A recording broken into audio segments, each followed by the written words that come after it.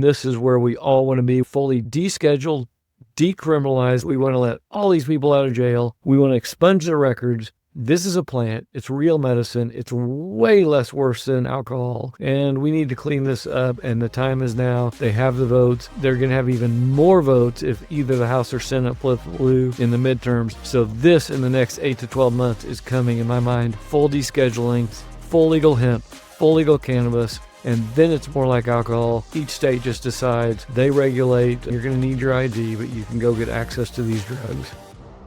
Everybody, April 2026 Cannabis Hemp recap. Obviously, a lot of news. I think this month will go down as one of the biggest months in my 15 years in cannabis, maybe of the century, maybe of my lifetime. I think the action we'll talk about from the federal government, reclassifying cannabis to Schedule 3, the DEA literally yesterday opening up applications on their website for cannabis companies to register. It's historic. It's the tip of the iceberg that's been building for many years. We've had states actions starting really with California back at the first of the century, then Colorado fully legalizing recreation in 2012. And then since then, we've seen 45 states come in and medical or rec. Half our states now, 25 of them are fully recreationally legal. So the states really pushed this agenda. Finally, the federal government has caught up. It started under the Biden administration with the review by the HHS and FDA. And here we are finally at the end of it with the executive order by Trump in December. And then finally the Attorney General signing off on this. I think April 23rd was the day.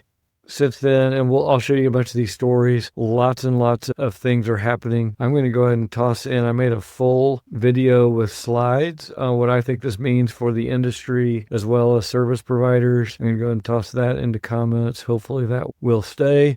And then I'll just jump in and get to the stories, but we're going to see lots and lots of kind of halo effects. We're coming into the midterms. We're going to see a full review and 2-week hearing in June and July. Hopefully all of cannabis will go to Schedule 3. Right now, it's just medical only, which is about half the U.S. And then we'll go hopefully fully rec by July.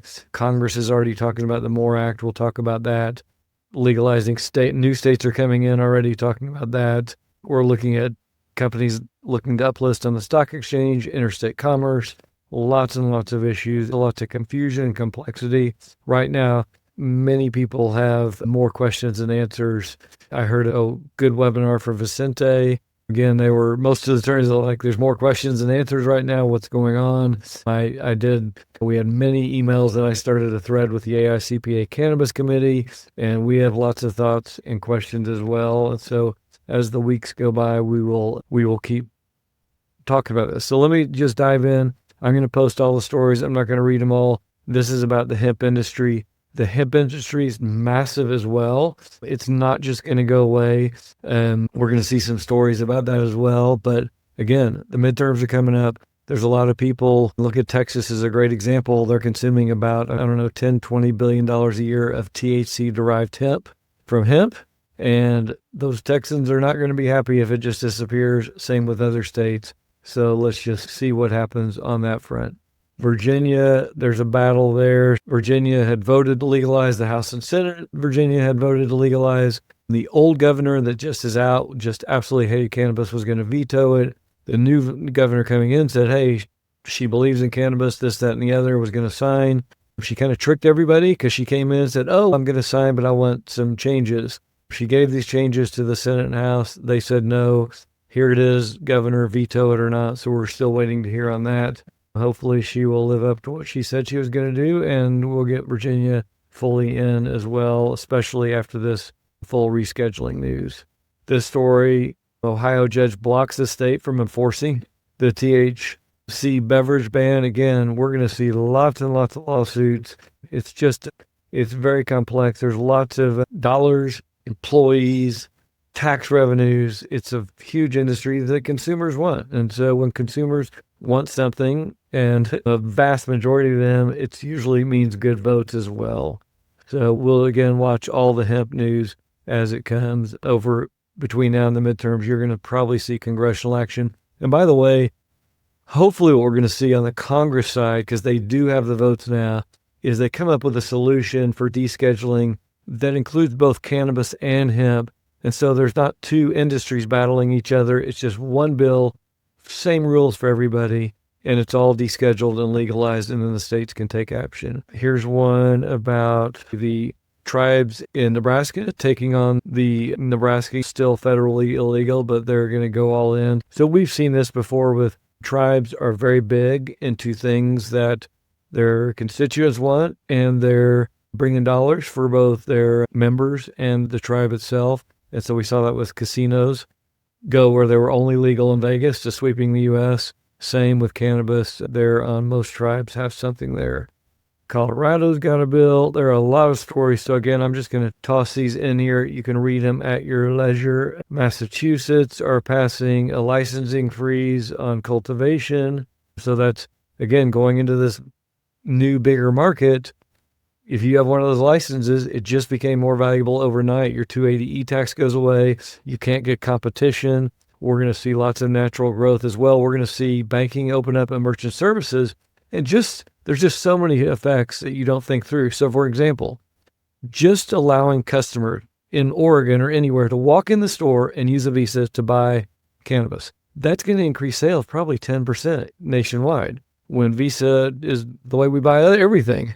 People aren't thinking through all of those things as well, but again, they are coming. Before the full legalization was signed in on April 23rd, Trump went ahead with another one, accelerating psychedelic research. I think things like ibogaine, MDMA, mushrooms. We've got mushrooms legal in some states. And again, this is just common sense. There are just so many medical studies now documenting the use of these drugs in various research programs. They're well followed. If these things help people, and they're all plant-based as well, why not? And for us on the accounting side, for us, it's all the same. If mushrooms are legal here and I get a mushrooms client or psilocybin in Oregon, I can use everything I do for cannabis because they're both plants. So our cost accounting will be identical for both. This one, Massachusetts governor signs the industry updates into law. Remember, Massachusetts was, I believe, the very first East Coast state. I think it was the fifth in the U.S. to go fully legal. So they've always been a big backer. These kind of stories, literally, I see these 5-10 times a day. Teen marijuana use is lower in legal states. We're seeing so many stories like this. Oh, look at a state that's been legal a long time like Oregon or Colorado. Teen use is down. Alcohol use is down. Drunk driving wrecks are down. Arrests are down. Tax dollars are up for schools and things like that. It's mostly good. And then on the medical side, study after study is dropping literally every day. I see them all day long on my Twitter feed. A new study about CBD and THC combined to lower breast cancer risk, etc. We want access. The population. I've got cancer in my family. I don't want to have to battle to get the drugs that my family needs. So again, very good news. By the way, the rescheduling news opened up full medical. We already had a ton of research and studies, over 37,000 of them, but now these studies can be funded by federal grants. You're going to see an absolute explosion of big pharma, of scientists, of universities doing studies of these drugs. We're going to come up with 1 million uses of these drugs in our mainstream medical. You're going to go to your doctor for whatever, arthritis, epilepsy, autism, you name it, cancer. They're going to give you a drug that's going to have some of these chemicals in it. THC, CBD, CBN, CBG, other chemicals in these plants. So get ready for it. It's coming. This one I just dropped. Congress, as Congressman said already, right now today, the votes are there right this second. If you don't remember, the MORE Act came 2 votes shy of becoming full law 4 years ago.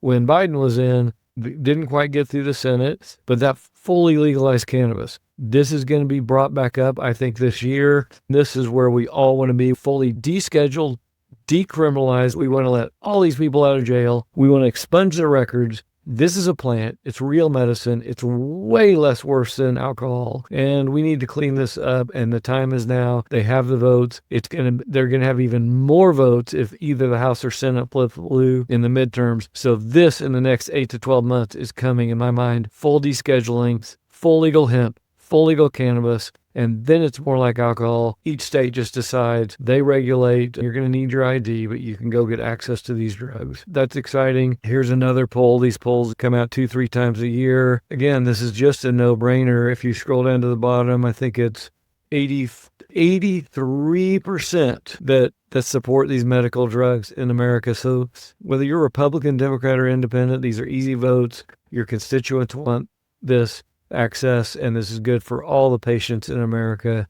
And so very exciting. So now the actual order, here it came on, let's see, what day was it? April 23rd, I believe. And the Justice Department places FDA-approved marijuana and state qualifying medical cannabis on Schedule 3. Huge news.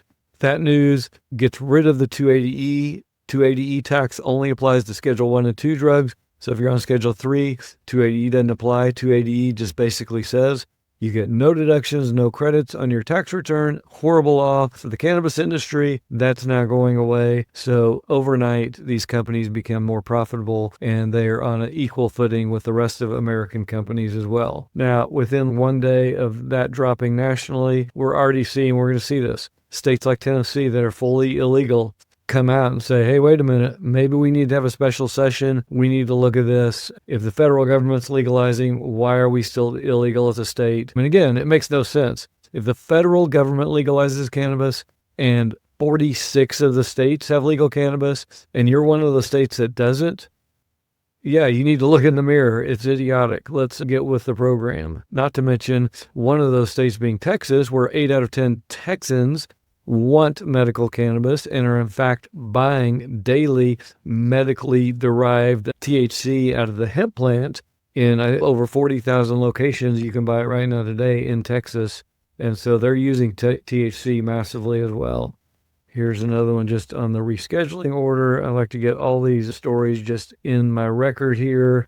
Now here's the applications. So there is a process. So again, if you're an accountant, CFO, bookkeeper, there is a process for your dispensary clients or prospects or new startups to register to the DEA. You have to do the registration to get approved to get on the Schedule 3. Now, the first 60 days is the most crucial. If you don't get registered in 60 days, you're not going to get priority. So I saw yesterday was day one and only 40 out of, 50,000 companies registered. So it's nutty. If your clients are out there, make sure they know about this. They need to get registered. And I just gave you the link to where I'll give you another link as well for where you can actually report this as well. Now, look what else is going on.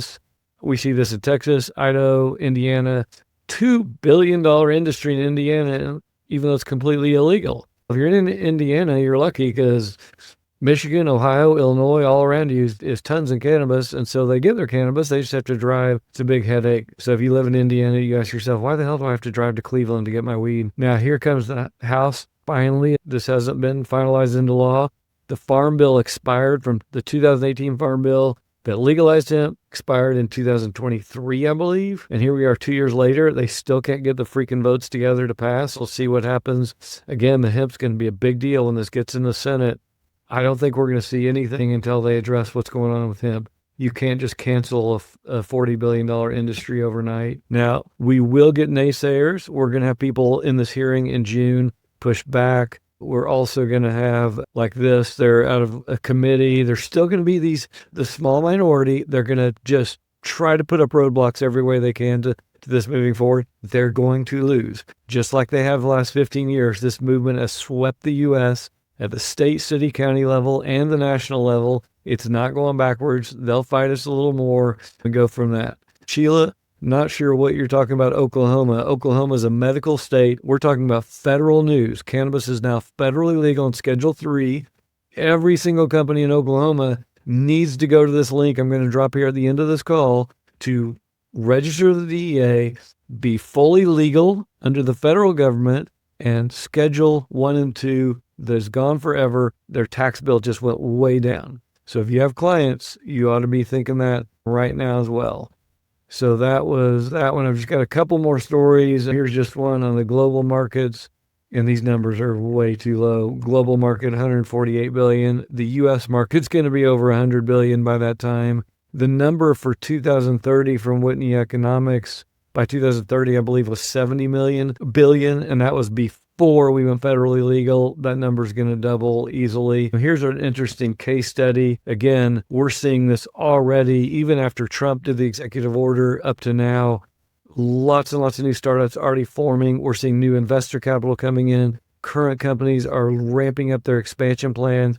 Go read this article about TerraSend ramping up, Curaleaf's ramping up, Truliev's ramping up.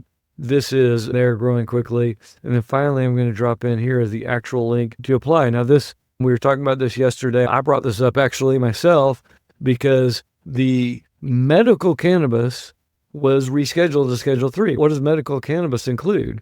Farms, processing plants, manufacturers, distributors, and dispensaries. And here on the website, it says Medical Marijuana Dispensary Registration Portal. And already people are posting now on Twitter as well. Wait a minute, what if I own a medical cannabis farm? Where do I register? So there's going to be mistakes, confusion. It's a complex industry. Good news for us accountants and CFOs. Our clients need us more than ever. If you're a cannabis company, come see us. We will get you connected with somebody that can help you. These are exciting times.